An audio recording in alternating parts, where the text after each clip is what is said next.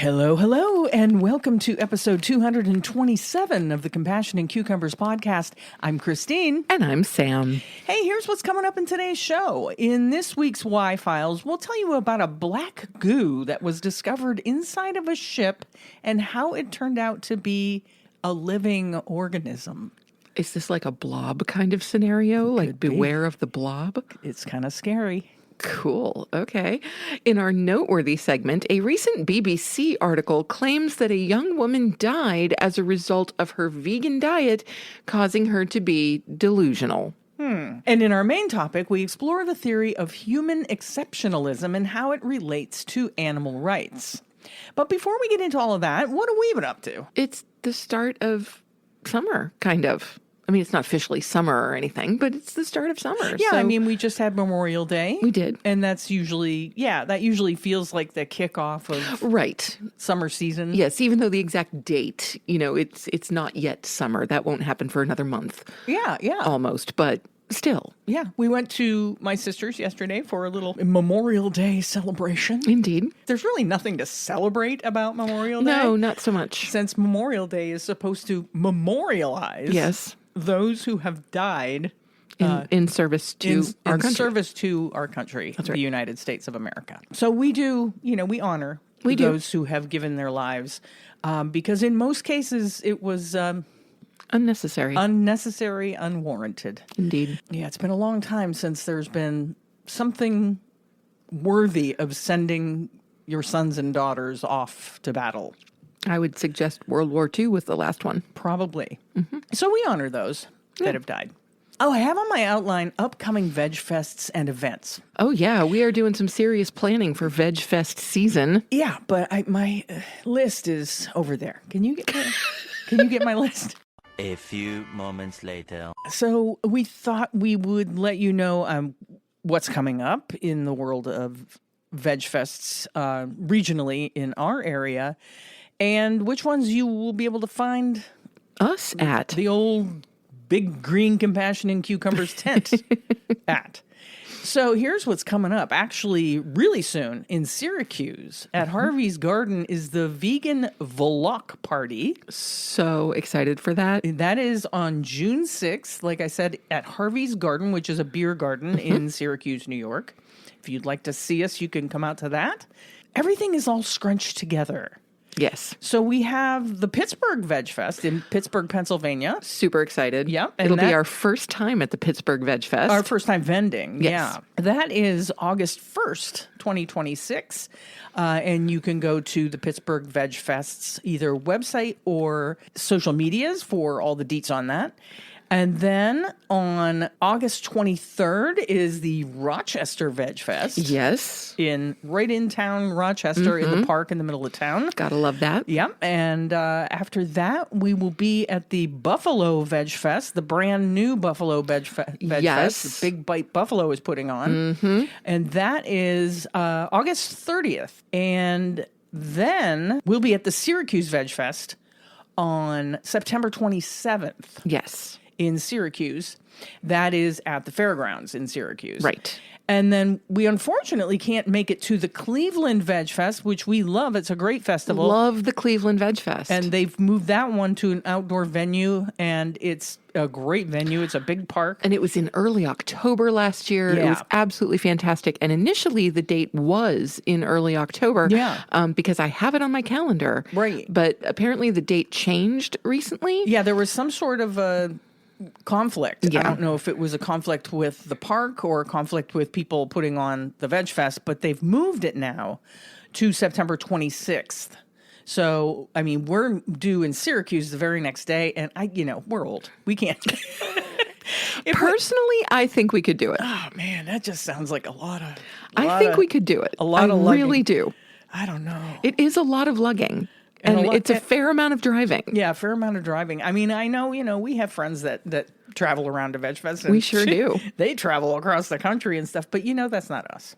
No, it's not. And I guess more pointedly, it's not me. Okay. I think Sam would probably be more than willing to do that. Yeah, I actually think the idea of doing 2 Veg Fests in 2 days sounds really, really fun. To me, it just sounds like too much work. It sounds exhausting. Okay. I think it sounds fun. Because, being at the actual Veg Fest is fantastic. Yeah, love it. That's not what I'm talking about. It's the unloading, setting up, and the, reloading of all of our stuff. The interesting thing about this is I'm actually the one who loads the car. Well, you load the car, but there's still a lot of carrying involved for me. There's a fair amount of carrying. For yes. me. Yes. But you also have a cart. It's true. I do have a cart. So your argument is getting flimsier and flimsier by the second. All right. We might have to think this over. I might be getting talked into it. I think it would be really fun. Yeah. I think it would be really fun. And wait, what are those dates again? August what? Well, Cleveland is September 26th. Uh-huh. And then Syracuse is September 27th. So it's a Saturday, Sunday dealio. Yeah. And so we'd go out on Friday to Cleveland. Yeah. Finish up in Cleveland and then drive to Syracuse. Yeah. Yeah, totally doable. And we'd have to stay over again. So now you're also talking costs for lodging. We can look at that, but I'm just saying, I think it's possible, and I think it would be really fun, and I think it would be a great story to tell on the podcast. Yeah, it might be, but this is probably something that we can work out off the air. Well, that's a fair point. Yes. Yeah. So sorry about all that rambling. Should we get into the show, or do you have anything else you want to talk about in the what we've been up to realm? No, I think you covered it. Okay. Yeah. Let's move on then. Let's do it. Here's this week's Why Files.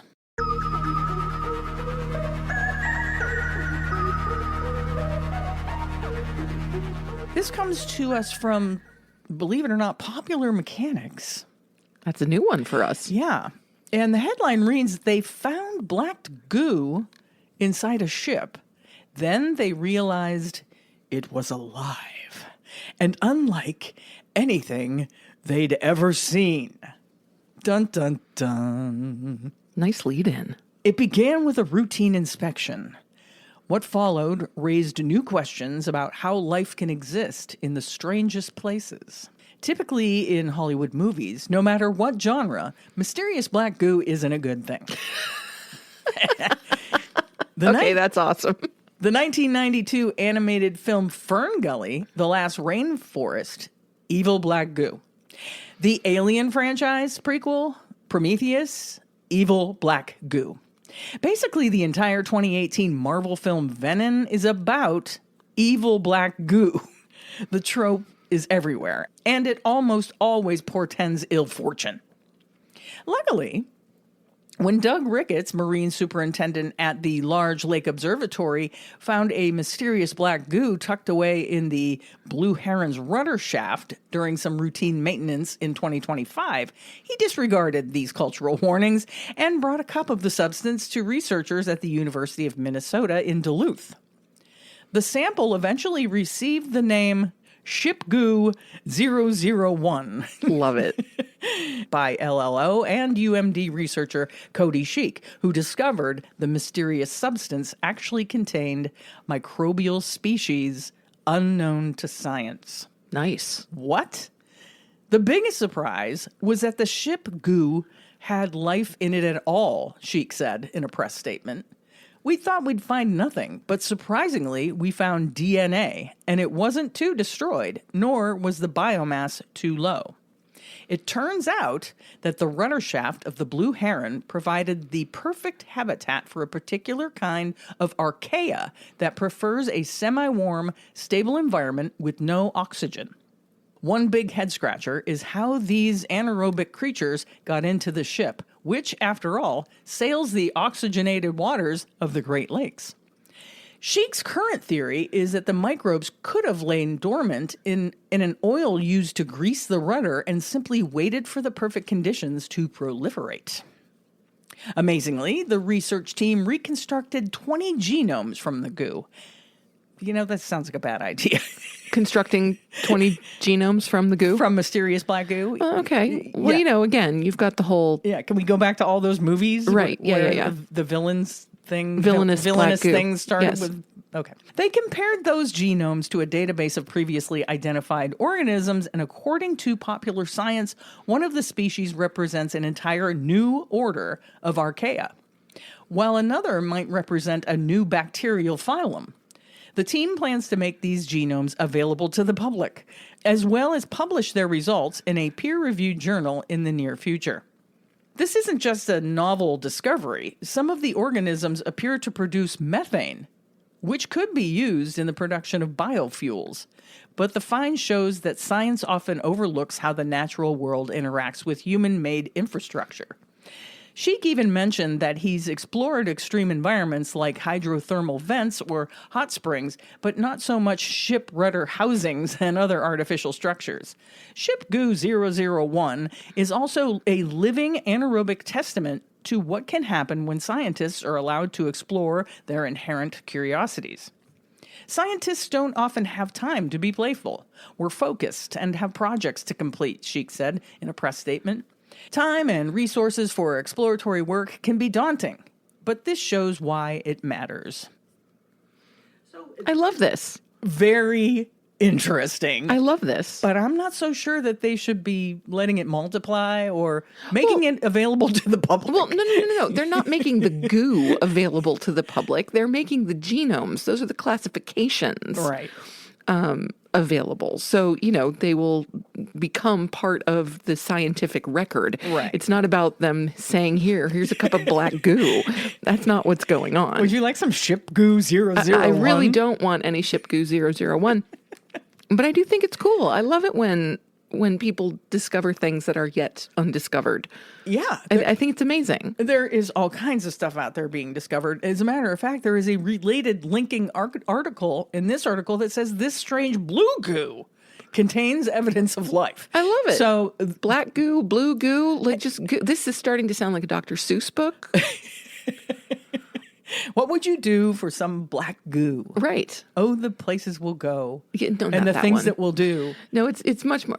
No, it's not so much the thing. It's more Fox and Socks. Oh, okay. Yeah, with the Tweedle Beetles battling. Well, yeah. I don't know, but goo is having a time of it. Goo is having a time. Yeah. Yes. So I just thought that was pretty amazing stuff. I think that's really cool. Yeah. Yeah, I'm intrigued. And hopefully not the beginning of something terrible happening.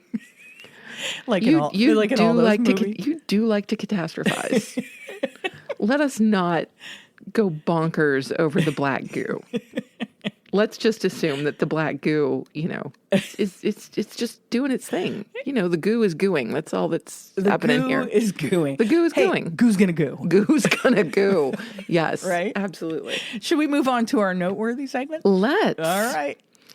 All right. So the BBC has put out an article, and I have to admit that I'm a little bit disappointed in this because the BBC is one of the very, very few news sources that I consider to be quite reliable and quite factual the vast majority of the time. Right. This seems like some very lazy journalism. Yes. So I'm intrigued to see what they have to say. Yeah, about and it's funny that you say that because the reason I found this was because of a YouTuber that I follow that made a video about this particular story.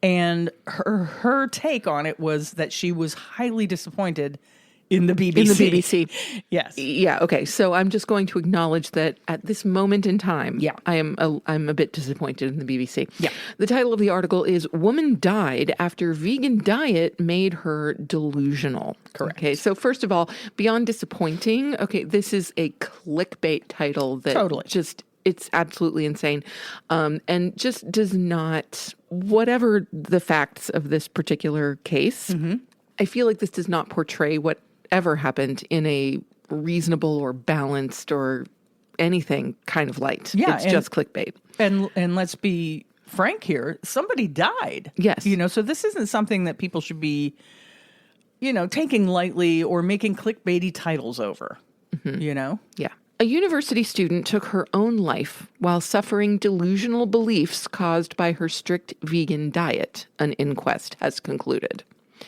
Georgina Owen had developed a vitamin B12 deficiency due to the diet she began in 2016, stemming from her environmental concerns, the coroner said. Okay. It is possible to die from B12 deficiency. It is, but it is also possible to die from B12 deficiency when you are an omnivore, Yes. when you're a carnivore, because Yes. some people have absorption issues. Yes. And I actually went, and I think I've said this in way back episodes, back before I was vegan, I went through a bout of B12 deficiency. So did I, pre-veganism. Yeah. Have I had any B12 deficiency since going vegan? No. Yeah, and it was an absorption issue. Yeah. So Yeah. And insufficient B12 does lead to, or can lead to, mental health disorders. It can. This is well documented. Yes. I've experienced that myself, actually. So the B12 deficiency is a verifiable issue. it's a real thing. Yes. The 21-year-old was found unconscious at home in Saffron Walden, Essex in September 2019 and died in hospital in Cambridge 2 days later. A spokesperson for Swansea University, where she studied geography, said she was vibrant, full of enthusiasm, passionate, and well-liked by her peers and lecturers. Why is this just coming to light now? I mean, why don't did know. somebody dig this information up? And Because I'm looking back up at the timing of this article, this and it just was came put out out. 6 days ago. yeah, it just came Yes. out. Just came out. So, okay. Vitamin B12 is found in meat, fish, eggs, dairy products, and specially fortified foods. And according to the NHS, a deficiency can lead to psychological problems. Cambridgeshire area coroner Elizabeth Gray said Owen's family noted in August 2019 she had not been taking her supplements for at least 6 months. That is absolutely a problem. Mm-hmm. Can't deny it. Yeah. She had been due to return to university on September 19th, 2019, and planned a surfing trip that was found at her home address together with a note. Owen was resuscitated and taken to Addenbrooke's Hospital, where she died on September 21st. Gray said Owen reported to her family that she had bought an organic B12 supplement from Canada and would take a daily dosage of 1 milligram. Miss Owen's family report that Miss Owen had demonstrated unusual, erratic behavior in the period leading up to her death, Gray wrote. They provided diaries written by Miss Owen, which they suggest demonstrates her erratic behavior and a deterioration in her mental health in the immediate period before her death. A psychiatrist had concluded that a final note in the diary did not prove she was planning to end her life, but it did suggest she was experiencing delusions. Psychiatric manifestations were a recognized symptom of B12 deficiency, the expert said. Blood tests were found to be consistent with such a deficiency, and this likely resulted from Owen's vegan diet, Gray said. And this is where the article gets a little irresponsible, because again, it does not mention that B12 deficiency is equally as probable in an omnivorous diet as it is in a vegan diet. It really is. In her conclusion, the coroner ruled that on the balance of probabilities, Owen was suffering delusional beliefs brought about by a vitamin B12 deficiency developed as a direct result of her vegan diet. She said an expert concluded Owen was also showing vague signs of cognitive impairment, anxiety, fatigue, and difficulty with simple decision-making. So I have a few points. Specifically about vitamin B12 that I think that we should make, that Swayze Foster, who is the YouTuber I was referring to earlier, she has a YouTube channel called Unnatural Vegan, and she has deep dived into all supplemental B12 and supplements and as In a general, whole, right. in general, for people who live a vegan lifestyle. And what she discovered was the supplement that this poor girl was taking is the type of B12 that, number one, there haven't been enough studies on to see if it's effective in the human body, if you can store it, if it's the way to go. There's two types of B12. One is called methylcobalamin, and that's what you will find in most, like, one-a-day vitamins, Sure. stuff like that. And that's the one you should take. So if you're Yes. taking a B12 supplement, check it now. Make sure it starts with methyl. The other one starts with cyanocobalamin. And I might be mispronouncing that. That wouldn't be new. Okay. And so, yeah, that you don't want to take that one. There's not enough research, and you have to take tons of that particular form of B12 in order for it to be sufficient Right. to sustain your levels. And she goes on to say that Georgina was taking this B12, and that it's more likely that she wasn't taking it consistently, which the article even says, and that's how she ended up with a deficiency. B12 definitely has been linked to psychosis, Yep. a deficiency of B12, and you can find several case reports on that. But it's rare Yes. that it gets that far. Yes. And she brought up, what about schizophrenia? Is it possible that she could have been in the early stage of schizophrenia, which has been found to develop in people, usually men, but it usually develops in those years, like college age, early years. 20s. Yep. Yeah. She states she had a friend when she was growing up that her brother was just a normal teenager, and then after he graduated high school and whatnot, he started hearing voices and obsessing over the Bible, and things got really crazy for him, and it turned out he was diagnosed with schizophrenia. Oh, she was saying she recently saw a video that Hank Green put out where he was talking about responsibility in journalism. And he was talking about how good content takes longer to make and it costs more money. Yeah. And that the BBC is simply copying and pasting from another source. And that's insane. In this particular article? Yeah, that is insane. Because it's the BBC, people, Right. Yeah, come on. Yeah. And she said, interestingly, none of the cases of B12 deficiency induced psychosis that she found had anything to do with veganism. The one that she could find, none of the individuals were even vegetarian. Most were elderly. And there was one teen, not vegan, not vegetarian. But apparently B12 deficiency is not uncommon among elderly people. There you go. Yeah. Also, people with gastrointestinal disorders like Crohn's disease or whatnot, they're more liable to Of course, because again, absorption issues. Yeah, it's an absorption issue.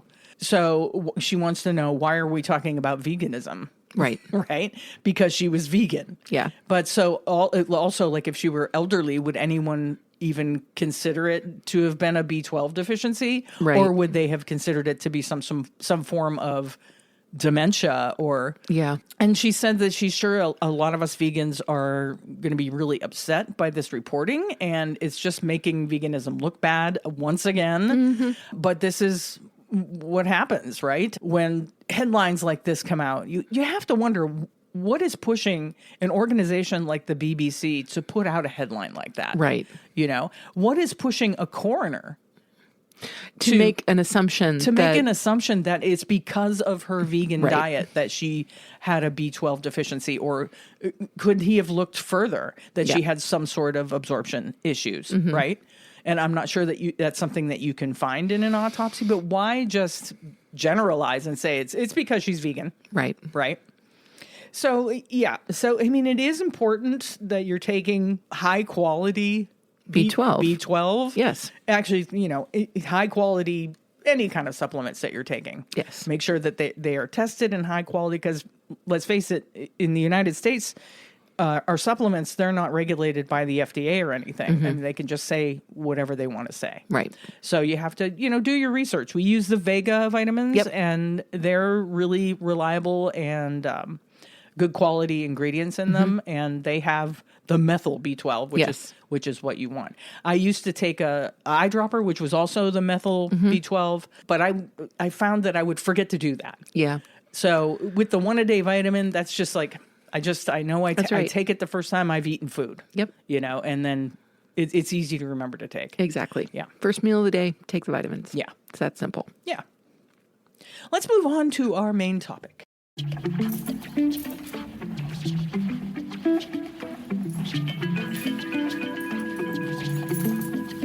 All right. Heading back to the UK as a source, we have this coming to us from the London School of Economics and Political Science. And this is an interview with Jeff Sebo, who says, human exceptionalism ought to be challenged. Should animals have rights or just protections?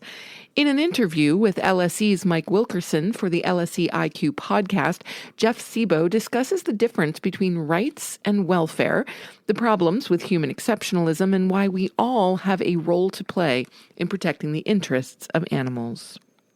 What are the most important things to think about when we talk about protecting animals? When people talk about animal protection, they might have very different forms of protection in mind. One might be environmental conservation. This would be a concern for animals as species or as part of biodiversity. But then we can also have a more individual approach to animal protection, and that could take the form of either welfare or rights. Normally, when people talk about animal welfare, what they have in mind is ensuring humane, compassionate treatment of animals when interacting with them, though that can still sometimes be seen as compatible with using animals for food or research or other human purposes. Giving animals rights, on the other hand, would be more similar to how we treat humans. Animal rights are built on the idea that certain types of harmful activities are simply not acceptable, simply not permissible, no matter how much good they might do for humans. We simply should not use animals for food or use animals for research in invasive or lethal ways, even if we stand to benefit from it.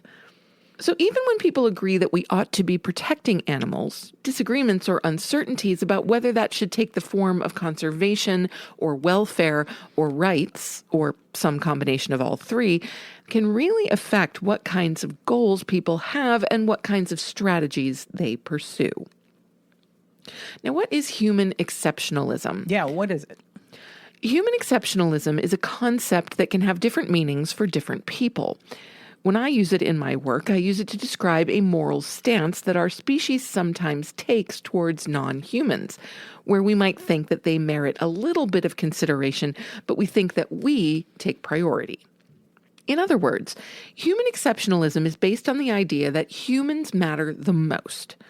And if there is ever any kind of conflict between human interests and non-human interests, even trivial human interests should take priority over existential non-human interests. And that is a form of priority for our species that I think goes too far. This form of human exceptionalism ought to be challenged.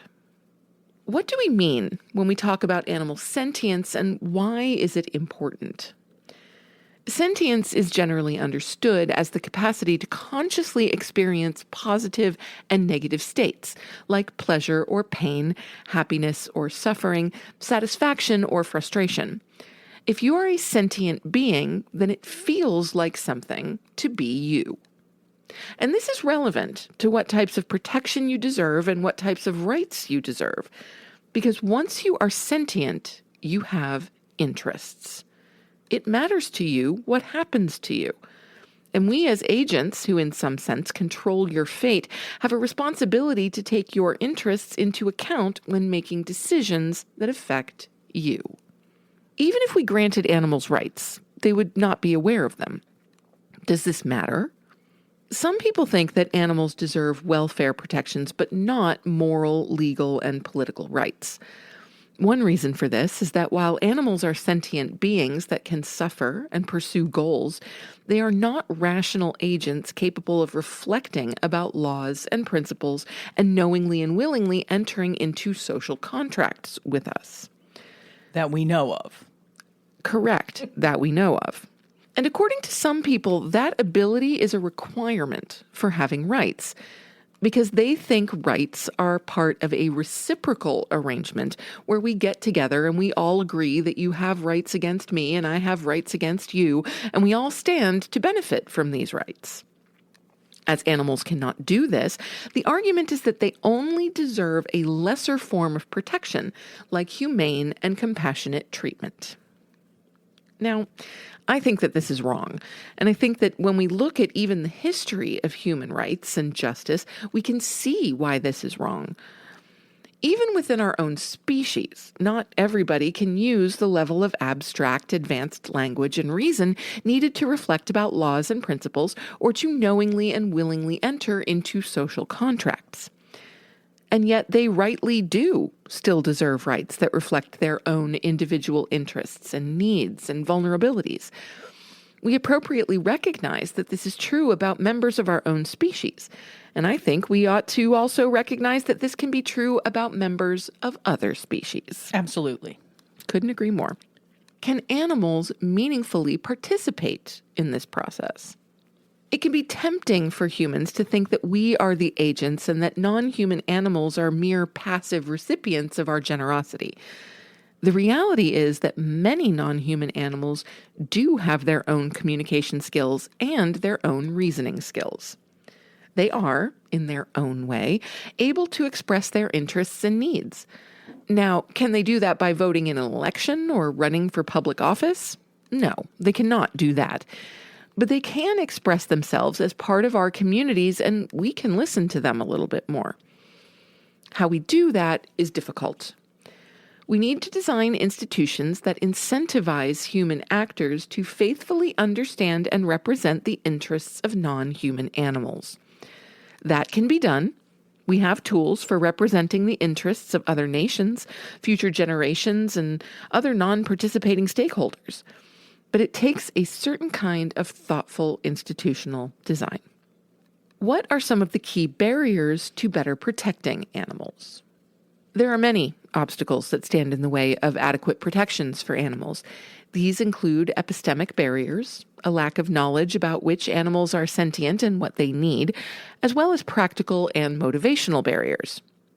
When we look at pigs, for example, we know that pigs are sentient. We know what they need to live well, but we do not yet fully have the infrastructure for replacing industrial animal agriculture with alternative food systems or the political will for accelerating that food system transition. With octopuses, the situation is a little bit different.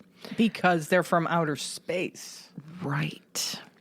We have less knowledge about what they need, but we have a little bit more political will to avoid octopus farming. I think this is for the simple reason that we have not yet scaled it up and embedded it into our cultures and economies, and so avoiding it is less costly for us individually and collectively.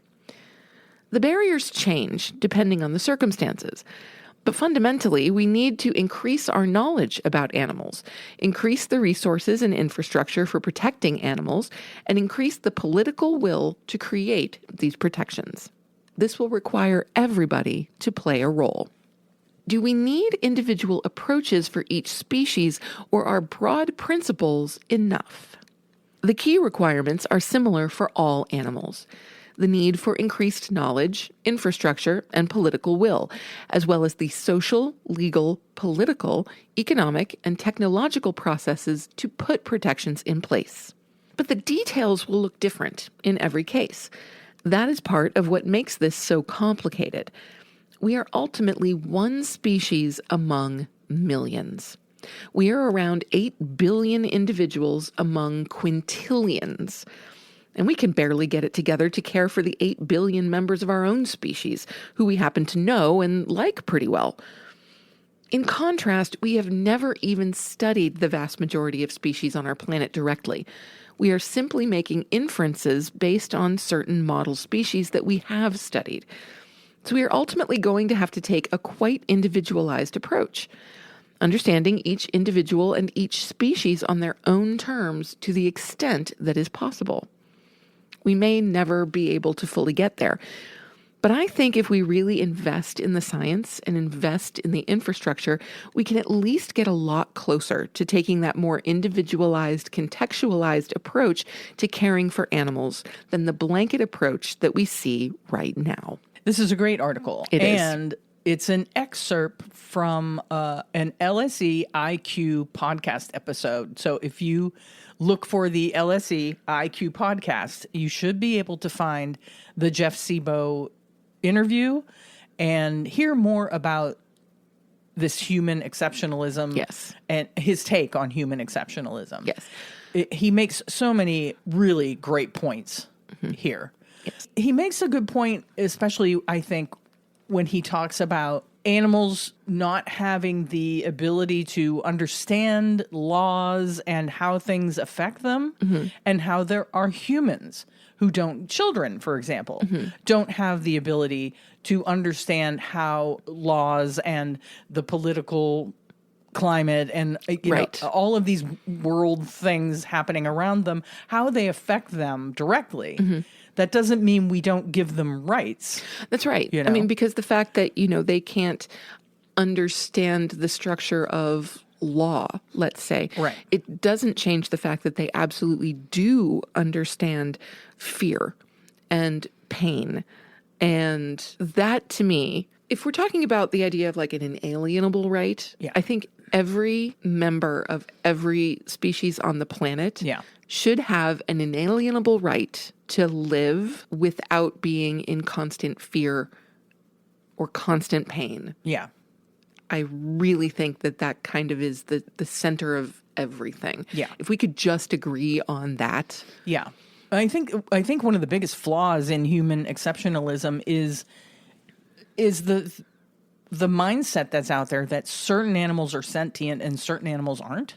Right. I believe I'm not a biologist. I'm not a scientist in any way, but I believe that all animals on our planet have sentience. Yes, I believe that as well. I believe, from the smallest, from the ant you see, to the bigger animals, like elks and moose. I believe they all have sentience.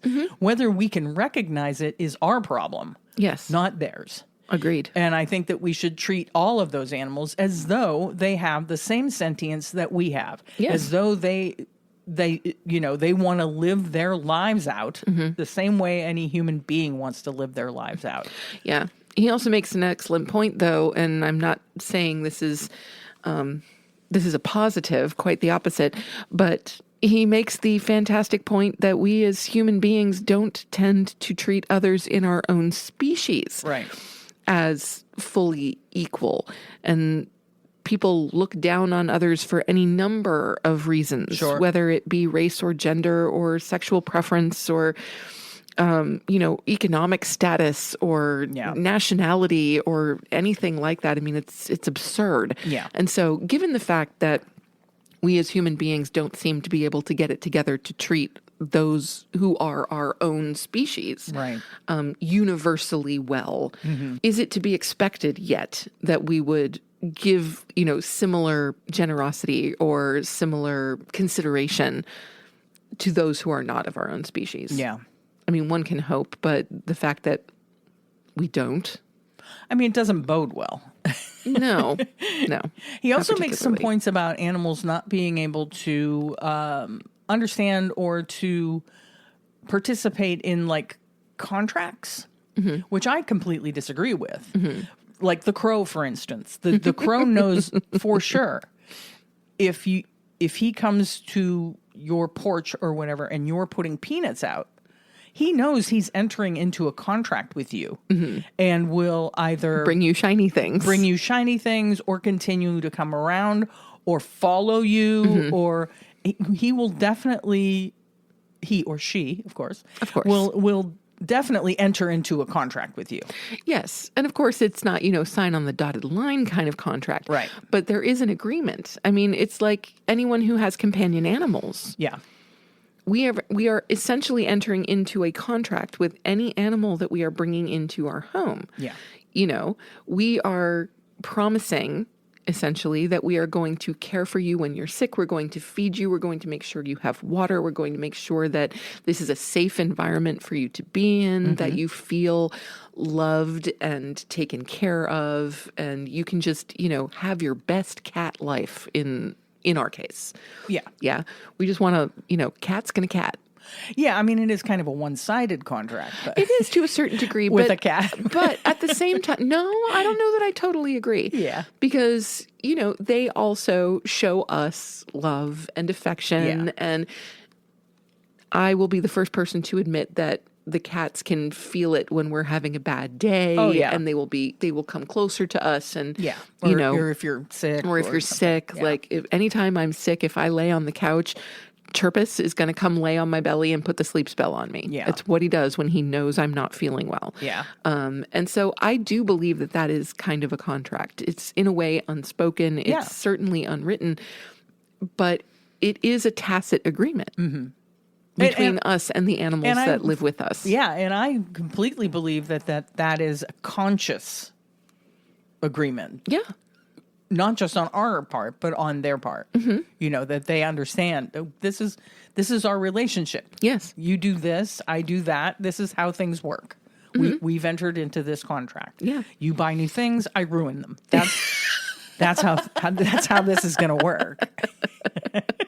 Yeah, that's not completely wrong. Yeah. Yeah. But the world of human exceptionalism is it's a fascinating subject.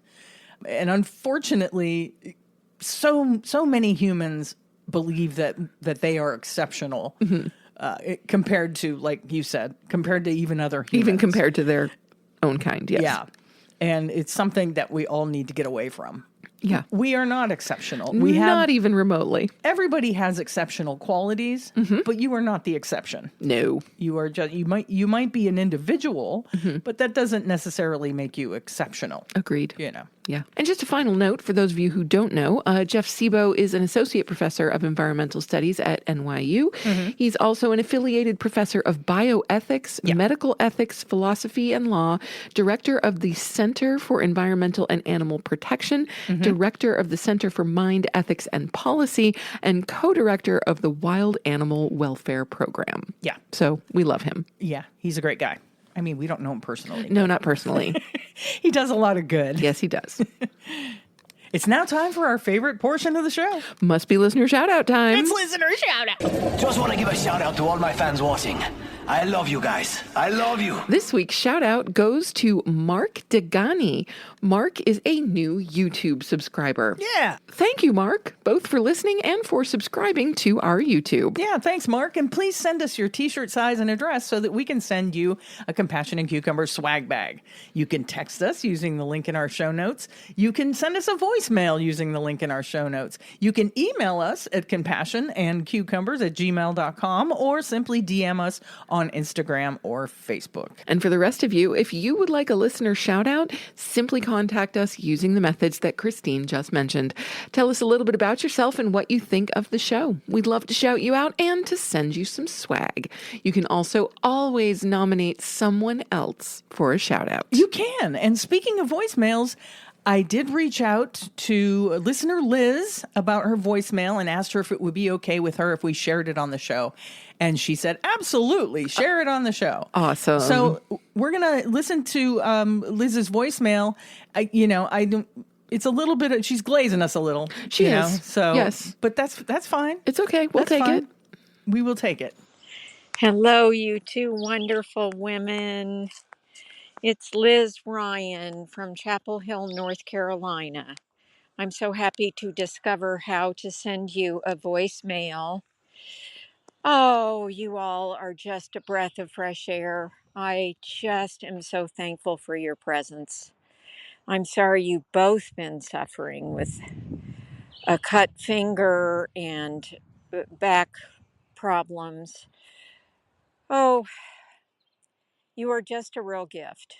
And your sense of humor and your curiosity and your generosity, I feel better informed. You're such good company. I just cannot say enough about you. I love you too. Take good care. That was the sweetest It is voicemail. so sweet. And while we don't I feel almost tooting like our we're own- not worthy. I know. We don't like to toot our own horns. But thank you so much, Liz, for tooting the horn for us. I can't tell you how much that means, seriously. It really does. Because honestly, it does sometimes, we do this every week, and it does sometimes feel like we're talking into a void. Right. We know that we're not No, really. we know you're out there. We do. Yeah. But just like every now and again, like getting an email or getting a voicemail, it's really just, it's really phenomenal. It makes it so worth it. It really does. Yeah. Yeah. Yeah. It's like just that one message. It's like, oh yeah, let's keep doing this. Yeah, and anytime I have like times where I'm feeling unsure if we're doing the right thing or if we're going the right direction with the show, I will listen to Liz's voicemail and go, okay, Yeah. we're good. We're doing okay. And I mean, don't you keep a folder of I like do. emails that have kind of boosted your why Exactly. for continuing to do the podcast? Yeah, I do. And when I'm having days where I feel, unsure or you get a little bit of like imposter syndrome or whatever, I will open that folder and read the emails and now listen to voicemails and it reinvigorates me. Yeah. It's like, okay, I feel like I have a little bit of a sense of purpose. As far as this podcast goes. So That's awesome. thank you so much. And if you're out there listening and would like to drop us a voicemail and, ask us any questions, I would like to also ask if anybody is interested in dropping us a voicemail and telling us your vegan story, how you became. Oh, yeah, that would be so great. Yeah, how you became vegan, what led you to become vegan, and how you're finding it. Yes. Oh my God, that would be so cool to Yeah. do an episode with listeners' shared stories. I would love to oh do my God, that. that would be amazing. I would love to do that. So if you would like to share your vegan story, please click that link in the show notes and drop us a voicemail and, let us know that we can share it on the show. And we would love to share everybody's stories because I think those anecdotes can help people that are a little on the fence be like, you know what? Yeah, I can do this. Yeah, you just never know Yeah. whose story will inspire someone. Exactly. Or whose story will resonate with someone. Yeah. It really is quite incredible. So, I love that. That gets me really excited. Come on, people, share some stories with us. Please 'cause do. I would love, oh my God, that'd be so great to share stories. Yeah. It'd be amazing. I would love that too. Well, I guess we'll wrap this baby up. But before we go, be sure to subscribe to the show and leave a review on your favorite podcast app if it allows you to, and subscribe to our YouTube like Mark did. Also, be sure and like and follow us on Facebook and Instagram for updates about the show and pictures of all the vegan food we find or make and our travels and whatnot. With VegFest season coming up, we'll be posting a lot about that. And if you want to get news about upcoming episodes, you can do that by subscribing to our weekly newsletter at our website, which is compassionandcucumbers.com. And with that, it's time to sign off. You have just listened to episode 227 of the Compassion and Cucumbers podcast, and there's nothing left to say but where cukes and compassion are always the fashion. On the podcast. Thanks, James. Have a great week, everyone. We'll talk to you next Tuesday. We love you. We do. Take care of each other. Bye. The end.